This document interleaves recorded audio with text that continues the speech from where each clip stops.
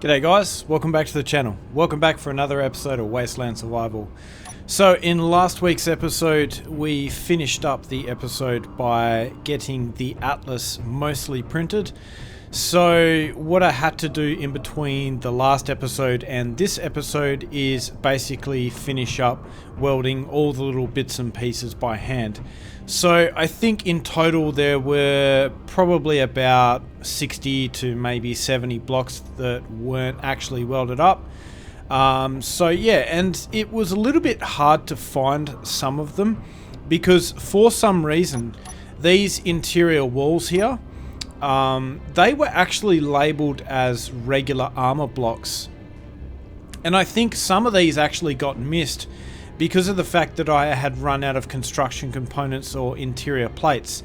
So I'm not sure why they actually showed up as just regular armor blocks in the projector menu, but yeah, so that threw me a little bit of a curveball and I had to kind of manufacture just a tiny little bit more components, like maybe 1,000 more.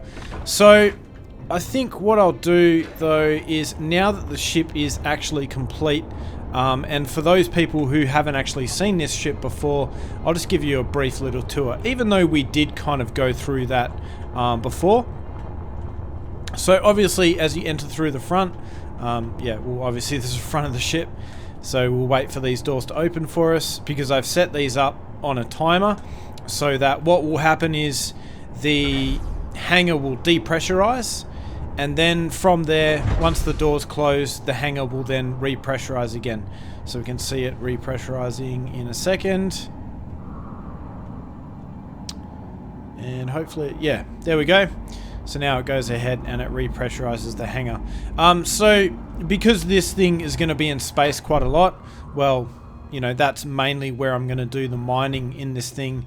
If I ever do have mining ships in here, I've basically set up this hangar so that it will depressurize before these doors open so that you don't waste a whole heap of oxygen. And this was kind of the first iteration of that kind of setup that I had ever done, and it's very similar to the setup that I've done for the hangar on the base itself, but obviously this is a lot more relevant just because of the fact that this vessel is obviously in space. And yeah, as you can see, this is the hangar. So we've got two connectors on each side for a mining ship and a welding ship, or two mining ships, or basically whatever you want to put there. You can put a fighter there as well. I've set up these catwalks here so that they go up here and you can access all of these modules on the side, and then you can also access the ship if you ever want to access it. So what you could do here is basically add a ion ship and maybe an atmospheric ship, so that, you know, when you land on a planet you've got something to mine with, and then when you're trying to mine from an asteroid you've got an ion ship on the other side to mine an asteroid with. And then as we make our way through here, this is basically just another room full of hydrogen tanks. Now since Keen Software updated the they basically rebalanced hydrogen in the game. So these hydrogen tanks, they actually hold about 3 times more than what they used to. So one of the issues I found before I actually built this ship was a lot of my other ships ran out of fuel very quickly. So I had like a large grid ship that weighed about 7 million kilos, and it only had 10 hydrogen tanks, and it tended to run out of fuel very quickly. So in this ship, I decided to install 26 hydrogen tanks. But since they've increased those hydrogen tanks to hold 3 times as much, it is a little bit overkill. So you could always change this room and put in some refineries and assemblers and make this kind of a production room, because realistically you don't really need this many hydrogen tanks. So yeah, that's basically it. And if we go here behind the hydrogen tanks and we go underneath here, you can see I've got a whole bunch of gyroscopes, and we've got all the bottom of our cargo containers. And since there is a gap here, these air vents actually pressurize this whole space and the room above it. And then if we just make our way through here, you can see that I've set up just like a tiny little med bay. So yeah, this is more for like decoration purposes. I don't really ever use this in survival, but I mean, I guess if you're using this ship with a bunch of other players, then yeah, you might actually use this stuff. Alright, so let's go back upstairs. So we'll go down these stairs, then up these stairs, and we'll head on through here. And you can see this is where I've got all my cargo storage, and you can see those lights down below there actually give this room like a nice little glow. So I think this looks really nice. And yeah, this is kind of one of the first attempts I had at making like an underglow type of feature. A bit like neon lights underneath cars. I don't know if you guys ever remember that Need for Speed Underground 2 with all the neons and stuff on it. So yeah. Also through here, I've modified the blueprint a little bit, so you know, I've placed these new hallways in, and then obviously if we walk through these doors here, then we can exit the ship by the side entry and exit. And then if we go past, we can see we've got our jump drives. So as I said before, this ship has a total of 8 jump drives. So it has a relatively decent range. I think empty, well, with no cargo, you can go about 5,000 kilometers with this thing. So you can easily get between all of the different planets, because I think the alien planet is about, I think it's like 3,000 kilometers, give or take, or maybe it's a bit more, I don't know. But you can jump very far with this setup. So, alright. If we work our way up here, you can see I've got a whole bunch of gyroscopes hanging off the roof here. Underneath here is basically the main hydrogen engines, and they are the ones facing downwards, and there's a total of 3 of them on each side. So all up, this ship, I think it weighs about 3.5 million kilos, and it can carry about 7.5 or 7.6 million kilos, give or take.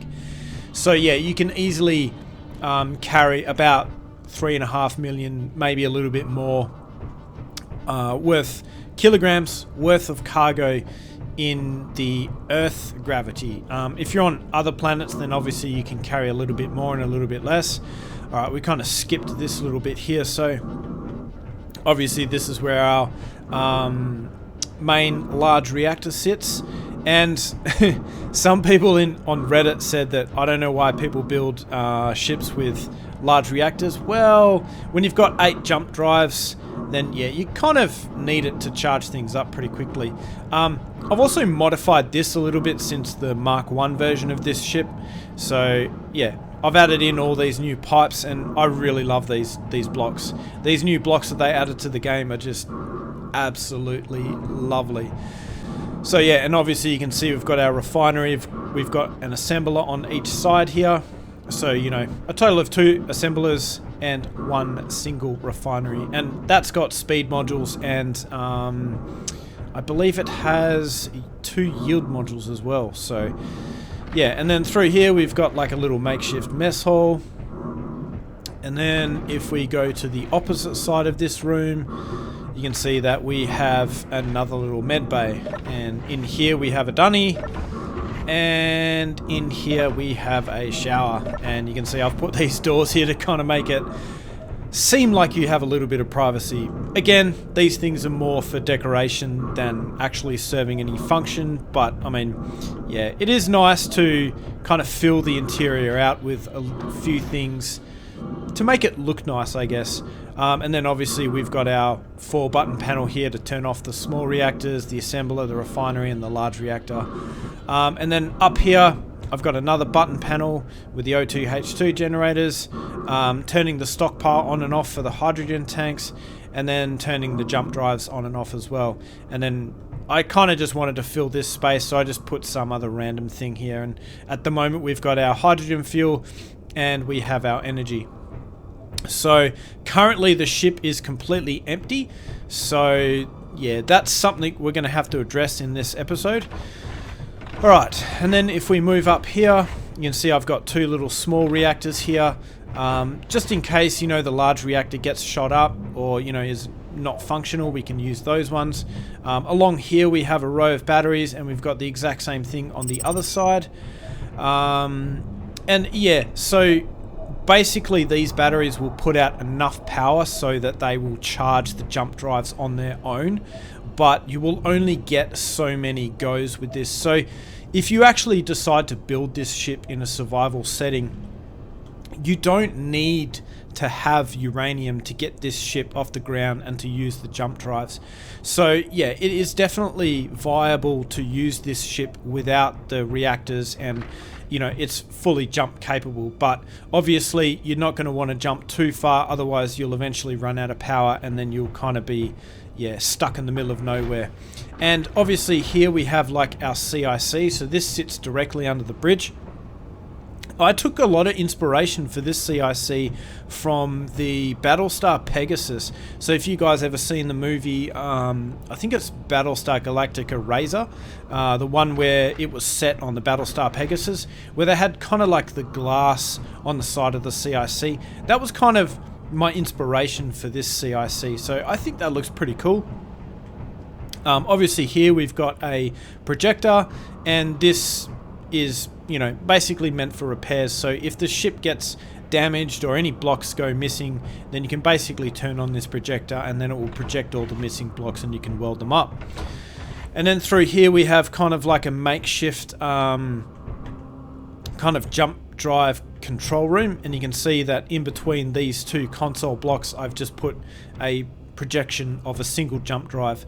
So I think that it just kind of dresses the place up a little bit, and I couldn't really figure out a practical use for this room other than to make what it is now. So yeah, and unfortunately because it's only one block tall, I couldn't really cover the floors. So yeah, I had to kind of sacrifice the look of the floor to be able to install some lights and these desks and all that sort of jazz. Alright, which brings us to the very last room on the ship, and that of course is the bridge. Now originally on the first version of this ship, this section here, the bridge, and the lower section were actually kind of one compartment, but what I did in this Mark II version is I actually separated them, and then I moved some conveyor ports up here through the back, and I installed these air vents. So now this section of the ship is completely separate from the rest of it. So the idea is that if this area gets shot out or one of these blocks gets damaged and we can no longer hold air pressure, then we can basically escape down the bottom, provided that these blocks up the top here don't get damaged as well. We can escape down the bottom, and then we have a fully pressurizable compartment down here as well. Obviously the CIC isn't pressurized separately, so you just kind of have to use the available oxygen that is in this compartment, and when you pass through the door, the oxygen just kind of gets in there from there. But then again, when you're sitting in a control seat, it doesn't really matter because, yeah, you know, like the you're basically fed with oxygen, hydrogen, and all that sort of stuff. And then if we just have a look at the hotbar, it's pretty simple. You know, I've got all my thruster controls here, my jump drive controls, landing gears, very similar to how I've set up all my other ships. Obviously, funny thing is, when I actually printed this ship, and I'm glad I actually realized this, when I printed it, and I went ahead and I welded up these antennas, I didn't realize that they were actually still turned on. So luckily I noticed before any Reavers spawned, because I could have been in a lot of trouble. If they had been within a 10-kilometer radius, then they basically would have seen me and they would have come to attack. And currently at this point in time, I don't actually have this thing loaded with any ammunition. And as you can see, once again, I am running out of jetpack fuel. Always happening. So yeah. And interestingly enough, to actually finish all of these blocks by hand, it probably took me about as much time as it did to print the rest of the ship. So to print about 5,500 blocks took me about the same amount of time as it took me to weld up about 80 to 70 blocks by hand. So yeah, as you can see, the printer is still kind of here. I've ground away quite a bit of it, And I've found that since I've printed this ship that my frame rates are going a little bit, yeah, my PC is starting to struggle a little bit. So I think in the very near future I am going to have to upgrade the CPU on my PC just to kind of keep up with the game. Although I'm hoping that doesn't really affect the quality of the recordings. So yeah, alright, well, let's get started with the episode. So the first thing I kind of want to do is get rid of this printer. The second thing I want to do is I want to load up the Atlas with a bit of fuel so that we can actually take it out. Now, obviously it has 0 fuel in it currently, and I think the base has about 17% fuel. But the thing with the base is that it only has about 17 hydrogen tanks. So if we go and transport that fuel into this thing with its 26 hydrogen tanks, then we're probably going to end up around, you know, the 5 or 6% mark. So, you know, it's not really ideal, and I don't think that is going to be enough fuel to actually get that thing out of the atmosphere. So what I'm going to do is to grind this thing down. I'm basically going to turn the welding ship into a grinding ship, and I'm going to finish grinding all of these blocks away. Once that's done, I'll grind away the carriage, and then I need to go through the tedious process of grinding away each piston one by one by one by one, and they're just, yeah, kind of going that way. Because what I don't want to happen is I don't want to grind away, say, this piston, and then they all fall onto the ground in a heap. And another interesting thing is, and somebody actually pointed this out in the comments of the last video, shear inertia tensor actually came back for whatever reason. So if we access the control panel here and we have a look at our pistons, we can see that shear inertia tensor is all of a sudden here. So I don't know at which point that actually, yeah, decided to come back. I didn't change anything with the mods. I didn't create any new saves. I was basically just going off the exact same save as I was before. So yeah, that kind of would have been very handy before. But, you know, I guess that is what it is, and we managed to get the thing printed without it. So yeah, I'm pretty happy with that. And also another thing is, when I was actually printing the thing, I did run into a small issue where each layer took quite a long time to actually weld for some reason. Normally when I weld each layer on one of these ships, it goes really quickly, but for some reason when I was printing this thing, it just took forever to do each layer. So I had to speed up that time lapse by like 8 times, whereas I think the last time I done one, it was only like 5 times, and it was really fast, even faster than what I printed the Atlas in that time lapse, even though, you know, it's kind of a bigger ship, but I think you know what I mean.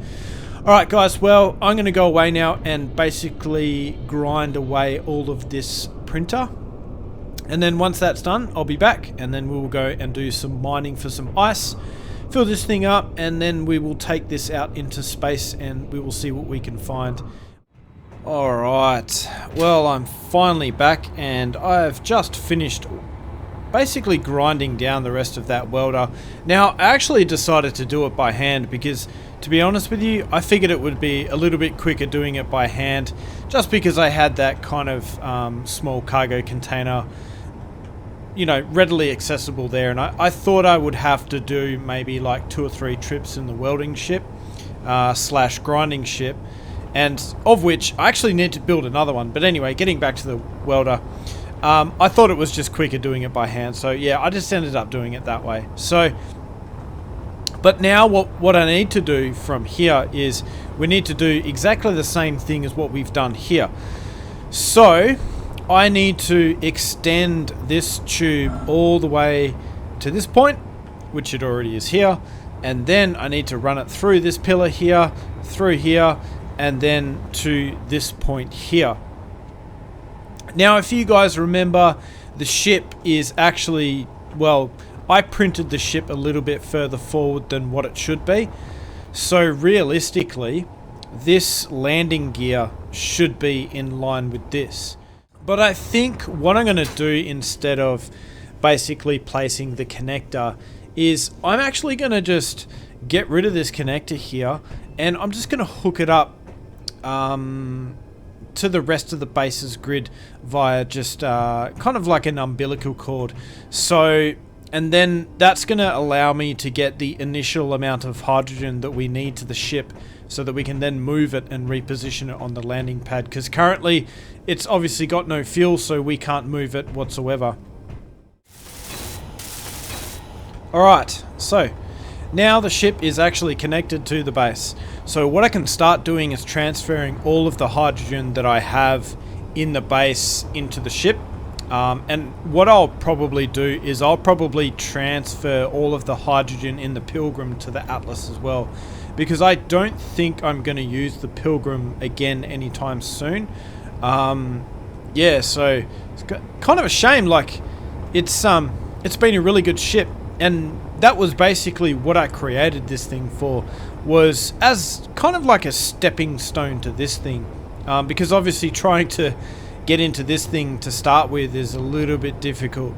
You know, filling this thing to then go to space to search for uranium is a bit of like, you know, yeah, bit overkill. So that was the purpose of this thing, and it's definitely served us well.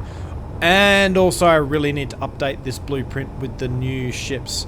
I mean, you can actually see I've updated this blueprint a little bit. I've put these little blocks here as well to kind of try and protect these things on the side a little bit. But yeah, anyway, we're kind of getting off track here, as I tend to do.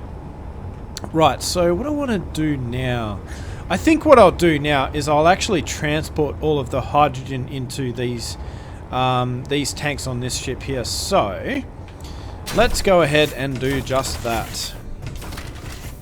Now, you remember when I was giving you guys a tour of the ship, I actually have this convenient little button here named stockpile on and off. So we will turn this on, and hopefully these will start stockpiling. So let's see how much hydrogen is actually in this tank. Nothing. Alright, so let's find all of the other hydrogen tanks. So what are all these tanks? Oh yeah, so all of these tanks here, these are all the tanks that are basically on the base. Now, which one is the one that has my bottles in it? It has the auto refill on, so I want to kind of keep that one full of hydrogen, because I don't really want to pinch all of the hydrogen for my constantly running out jetpack. Alright, so it's this one. So I'm going to turn that block off. I'm going to set the stockpile on this one to on. Right, so now what I'm going to do is I'm going to select all of the others apart from hydrogen tank number 3. And the reason why these aren't a different color is because technically everything at this point in time is on the same grid. So I'm going to turn stockpile off here. I'm going to turn these blocks on. Now, I don't know why all of the tanks in the Atlas aren't filling up. So that is interesting. Why aren't they filling up? Maybe I have the hydrogen tanks on the Pilgrim set to stockpile. No, they are not set to stockpile.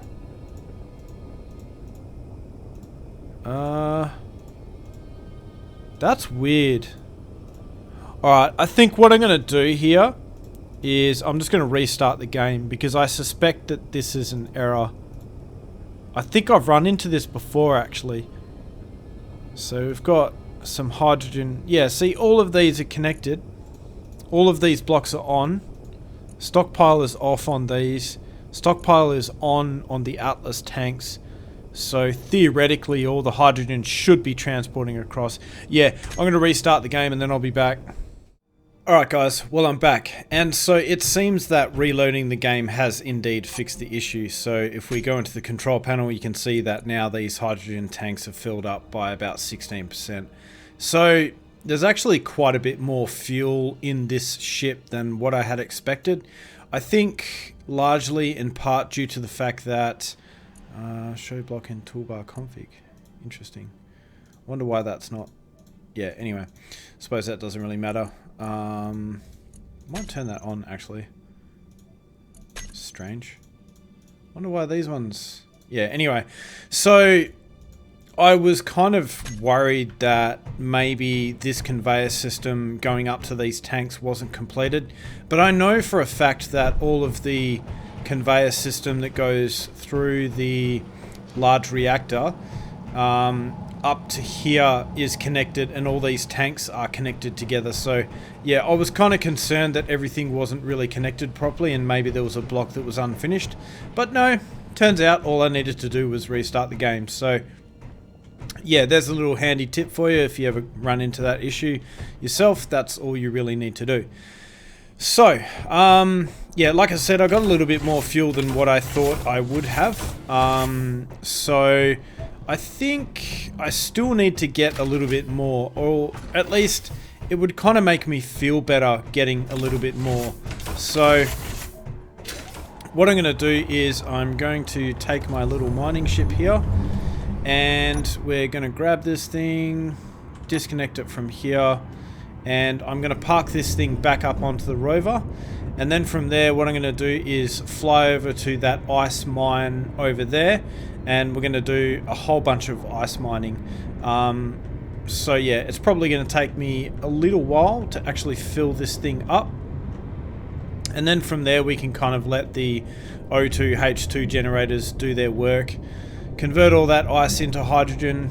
I think with the combination of all the O2 H2 generators in the base, and also the combination of the O2 H2 generators in the Atlas itself, I think it should be quite a quick process, or at least I'm hoping it is. So let's just lock this down. Did I turn the thrusters off? No, I didn't. Alright, so I'll turn those thrusters off. Also, one other thing that I realized was wrong was one of these thrusters here is damaged. Is it this one here? No, I think it's this one. So, in fact, why is that thruster on, but none of the others are? Alright, we're gonna have to fix that. Alright, so I found the thruster that was not turned on. Let me just make sure that all of these thrusters are actually part of the group. Yeah, they are. I think what had happened is that thruster had been damaged in a previous episode, and when I repaired it, it somehow became switched with all the other thrusters on the group. So when that thruster was on, all the others were off, and then vice versa. So hopefully now that's fixed. Yeah, that looks good. I wonder if this one is the same. So they're both 100%, because I noticed when I was flying it around I had a bit of a smoke trail happening, so I think there's something damaged on this thing, but I can't really find out what exactly is damaged. So yeah, alright, well let's take the Atlas, no, not the Atlas, let's take the Nomad out and let's go and do some mining.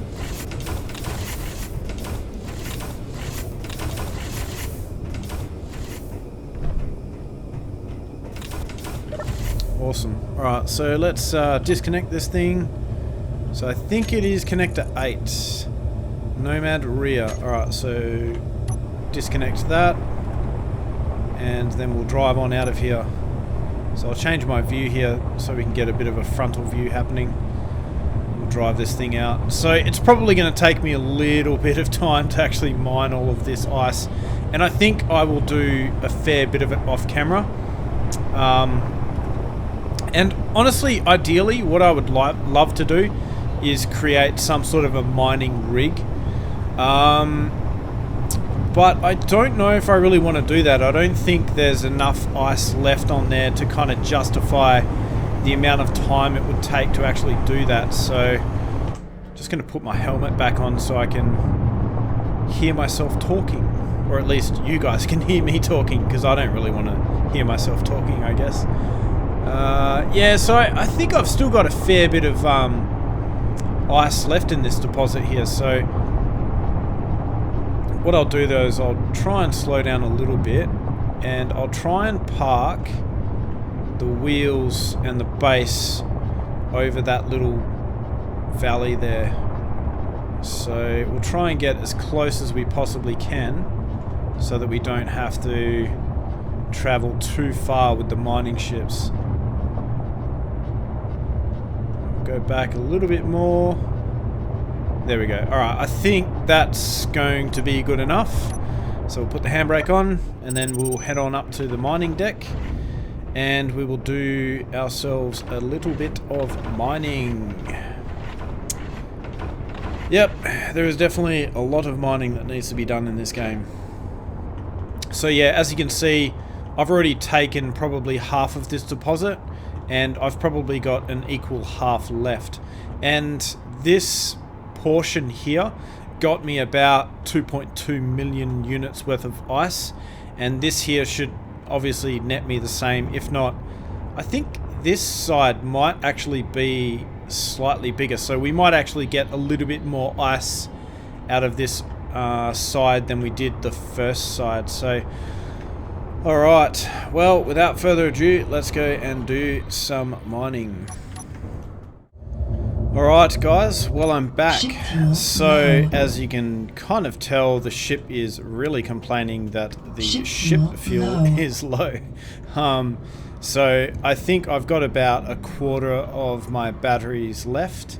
You can see the one on the rear though seems to have even less than that. So now is about the time to switch over the mining ships. So, oh yeah, and there goes the other battery there. So that means they're probably at about 250 kilowatt hours each. So, which is just under a quarter. And I kind of don't want to push it any further than that. So let's just check it out. So yeah, you can see they've got just under about 250 kilowatt hours. So let's just hide empty. Let's move everything across to the large cargo container 1. Move that across. Yeah, cool. And as you can see, I've been able to basically, yeah, fill this entire large cargo container with just this one mining ship. And I've probably been at it for about maybe 20 minutes. Alright, so all up, let's see how much ice I have around the place. So I've got some in these bottom connectors here, although what I'll probably do is actually fill these up completely anyway, but I'll probably do that with the other ship. You can see I've got some in the top left connector here as well, another connector here. Yeah, so I mean I've got about what, 1.55 thousand or 1.55 million units of ice just from one mining ship. So yeah, I think all up that's worked out quite well. And as you can see, Clang is still going a little bit crazy, so not sure what the go is there. Yeah, it's kind of a recent thing in one of the latest patches, but yeah, I ended up removing the landing gear from the bottom of this thing because I found that that was actually the block that was damaged. And I kept hitting it on the bottom, and if we have a look down here, you can see that I haven't really mined that much ice. I mean, I've mined a fair bit, but I haven't really mined much of this deposit. So I think we're definitely going to be able to fill up the Rover, and then probably still have a lot left over. So, alright, well, let's jump into the other mining ship and let's continue this process. So we'll unlock this one. And yeah, as you can see, this is the main reason why I have two mining ships on the back of that thing. And yeah, Clang is trolling me a bit, but Clang can get stuffed. Yeah, Clang is really trolling me. It always worries me when I hear those noises. I expect to come back to find my ship exploded or something like that. So yeah, let's hope that doesn't happen, but you know, maybe that's wishful thinking, but I think we should be alright. Alright, well, I'll see you once I've mined the rest of this deposit out. Alright guys, well, I'm not quite finished mining yet, but I have noticed something, and I think I know the reason why Clang is trolling me a little bit, and you can hear all these banging, crashing sounds in the background. So what I'll do is I'll just quickly load this mining ship up onto the Rover, and then we'll just go and we'll have a look at the suspension. So let's drop this down. Let's move everything into large number 2. So do that. Right, so let's jump out of the cockpit and let's have a look. So yeah, as you can see, this suspension here is almost touching the Rover. So this wheel here is not quite on flat ground, and I think the strength of the suspension could do with a little bit of tuning now that we have gained so much weight.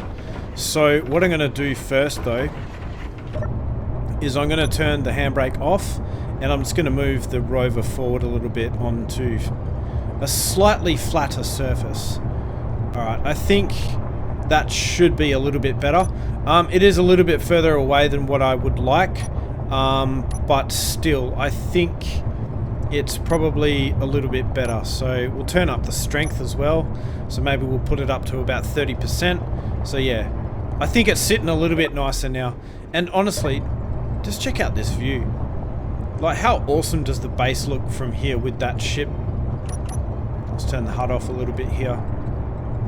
Wow, that actually looks pretty good. I might actually use this as a thumbnail. Although I'll adjust the camera angles a little bit, but yeah, that's actually a very good view. So, alright, well, let's, where am I going? Let's go back onto the landing deck and let's go ahead and do even more mining. And honestly, I think I'm almost done. So let me just jump into the cockpit of this thing. And let's just have a look at what we've got in our inventory. Yeah, so I'm over 3/4 of the way there. Probably, oh no, about 3/4 of the way there. So I've got half of this tank to fill up. So another, 600,000, and then I think we should be golden. And then, like I said, I'm going to fill every nook and cranny. I'm going to fill both the mining ships as well. Then I'm going to fill all the O2H2 generators, all the small cargo containers in this thing. Absolutely every little nook and cranny in this Rover will be packed full of ice so that we can grab as much as we possibly can. And like I said, this deposit should be good for, yeah, much more than 2 million. So I think we should be alright on that front. Right, so let's undock this thing. I accidentally turned the thrusters off before I actually undocked the, or well, I think I undocked the ship before I actually turned the thrusters on. So yeah, it kind of slapped down onto the landing deck there a little bit. Now unfortunately this is getting a little bit tight, so yeah, I'm gonna have to be extra careful when I lower my ship down into this little ditch to do some mining. So anyway guys, I'll see you once we are done. Alright, well, I have finally finished mining all that I can. So I've basically filled the entire Rover up with ores. So basically every little cargo container, all the large cargo containers, the O2H2 generators are full, and I believe both of these mining ships are full. So yeah, we have, I reckon, somewhere around 2.5 million units worth of ice. So yeah, I think we've done pretty well. But before I head back to base, I'm just going to turn the lights off on this ship and then also this ship as well. So we'll turn these ones off. Now in between this part and the last part, an actual full day in real life has actually passed, and in that day I have gone and purchased myself a new processor. So hopefully that should make the game run just a little bit nicer. And if I actually stand here, just going off topic a little bit here, you can actually see the Rover is moving to the left. So I pointed this out just before, but I didn't notice it right away. But when I was editing, I actually noticed that the Rover is kind of shifting sideways a little bit. And also I noticed that the thrusters were still on, and I think that was causing a little bit of instability as well. So where's that light? Oh, okay, it's coming from the bottom. So I'm just going to head back to base and then place everything into the O2H2 generators, and hopefully we can get ourselves a fairly decent amount of hydrogen into the Atlas. And then once I'm happy with the amount of fuel that I've got in the Atlas, then what we can do is we can start moving it. So, because I kind of want to line it up on the landing pad properly, so that from there I can basically start cutting out the thruster trenches, a bit like what I've got on the other landing pad, and very similar to what they've got on the Apollo landing pads and the space shuttle landing pads in real life, where the plume of the thrusters can actually go out below the landing pad somewhere. And like I said, I'm pretty much only going to worry about the rear thrusters. I don't think I'm going to worry too much about the front thrusters, although it probably would look cool if I did so. So I don't know, maybe I will, maybe I won't. So let's just switch to our rear docking camera here, and we'll try and get this thing lined up as best we can. And I may need to play around with the height and also the strength of the suspension a little bit. So in fact, I might just change the camera view to the outside, just so that I can make sure that I'm actually centered correctly here, because it's a little bit hard to center it in the garage through that camera.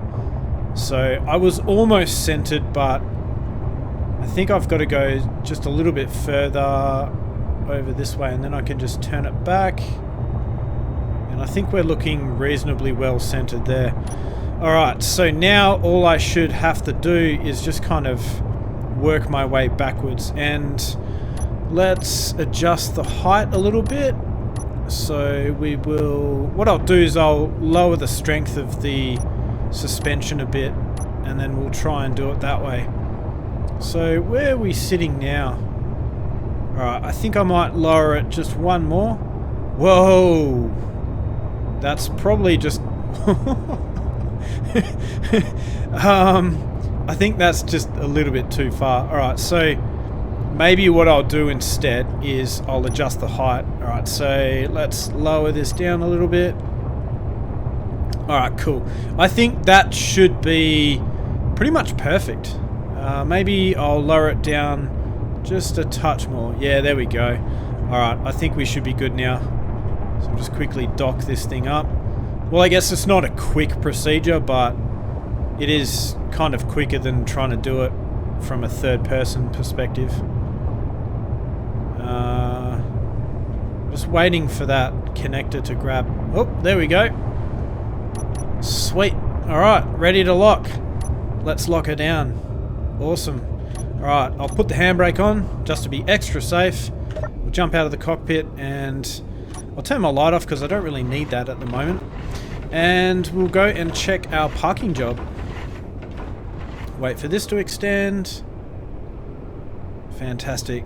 And even that's clanging around a little bit. Man, there's a lot of clang recently. So that's a bit strange. I'm not sure why there's so much clang around. But yeah, I guess it's here, so we just got to kind of work around it.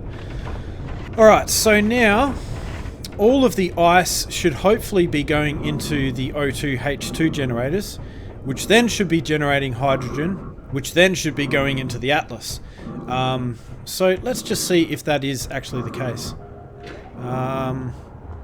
Or do I have to restart the game again? Okay, so let's O2H2 generator.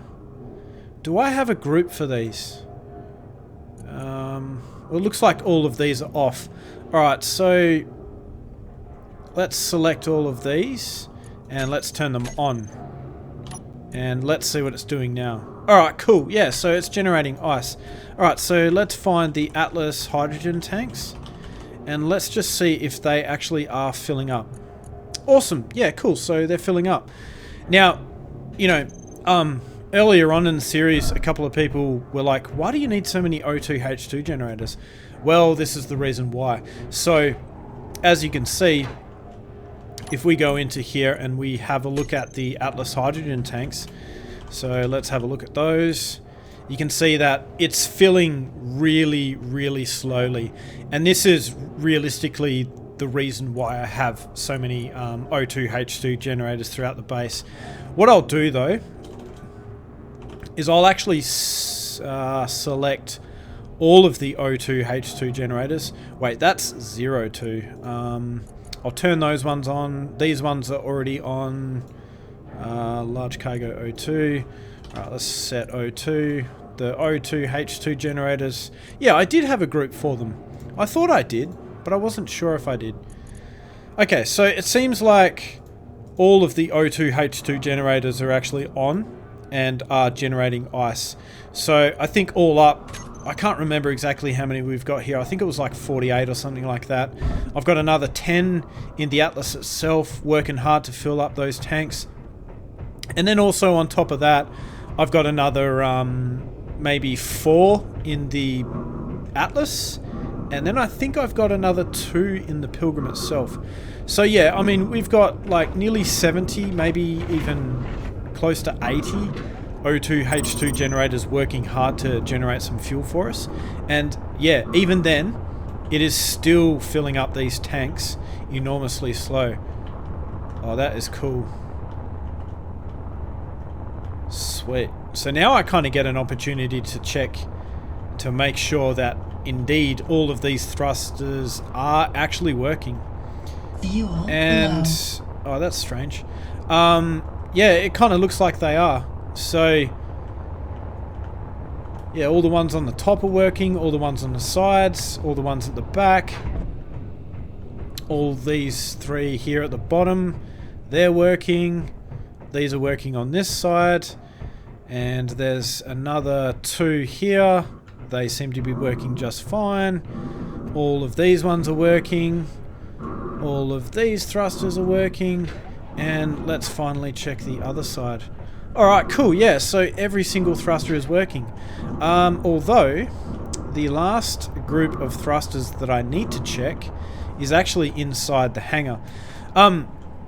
Yeah, and because the hangar was so kind of big on this ship, and I didn't really need all of that room for the ships themselves, I decided to put a few hydrogen thrusters and then also a few ion thrusters at the front here to kind of help it slow down a bit.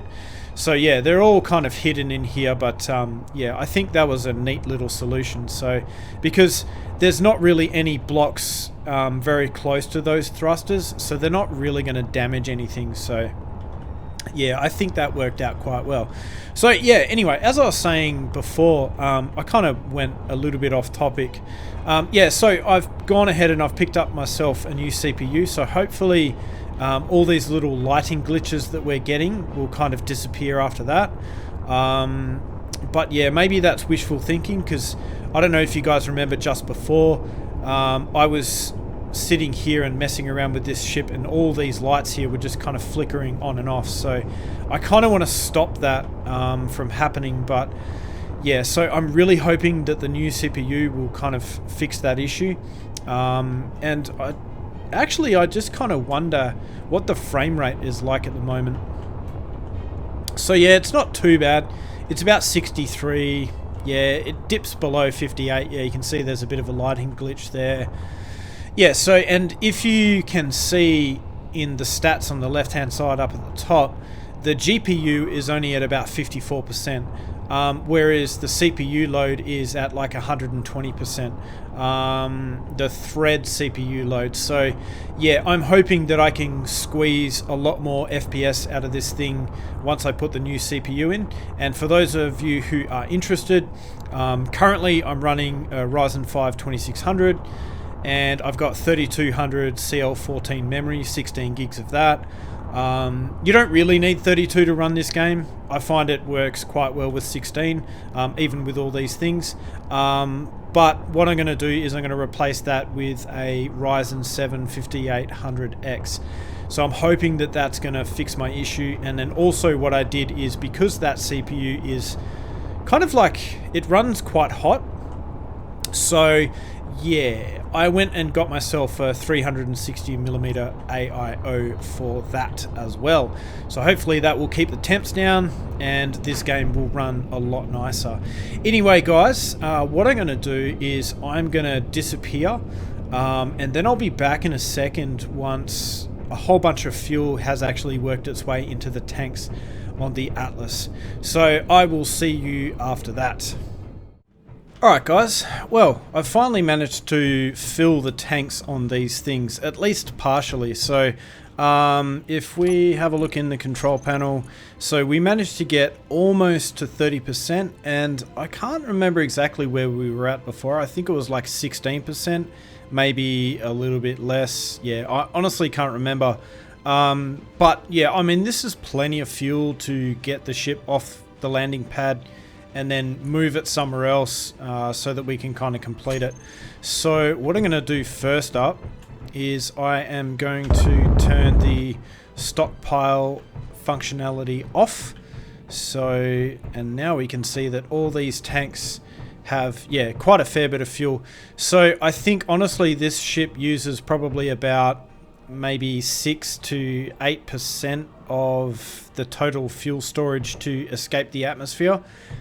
And I believe that was on Mars. So yeah, the thing with Mars is the gravity is less than this planet, but the atmosphere is also a lot taller. So yeah, there is that too. So I think we should be okay with this. So what I'm going to do is I am just going to disconnect this from the base.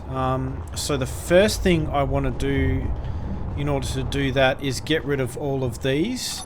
So I'm going to get rid of these pipes here. And then I will re-weld up this connector. Okay, so the pipes are all gone. The connector is back. So now what we can do is we can go ahead and we can release this thing from its prison. Now currently it is sitting very close to the ground, although I cannot lock the landing gears because I believe it's because of the fact that it's still part of the same grid. Now what I want to do is I just want to make sure that the inertial dampeners are turned on. Are they turned on? Where's the inertial dampeners? Yep, okay, so cool.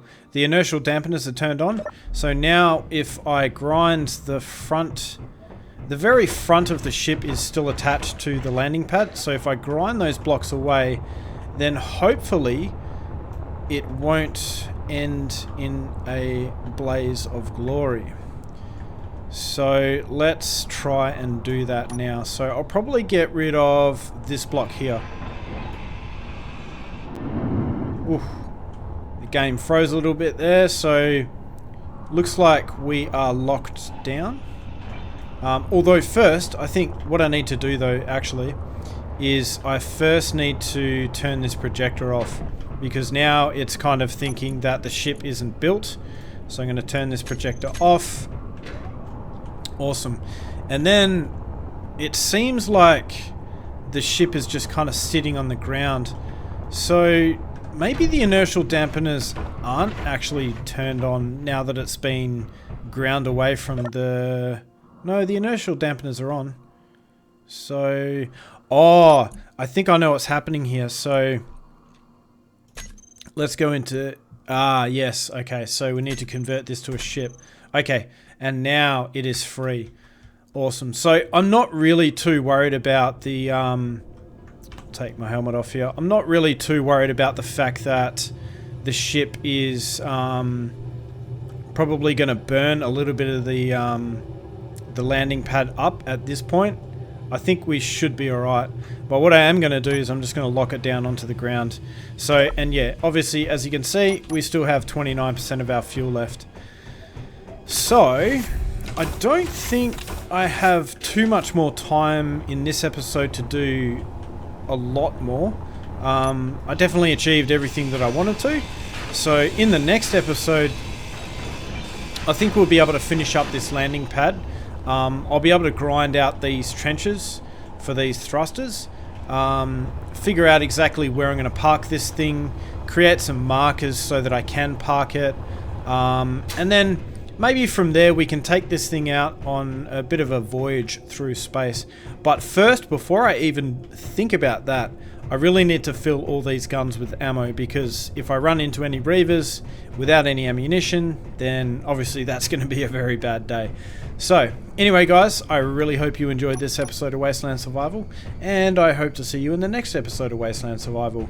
If you like this episode, then consider leaving us a like, and don't forget to subscribe so that you do not miss another episode. Alrighty guys, I will see you next time.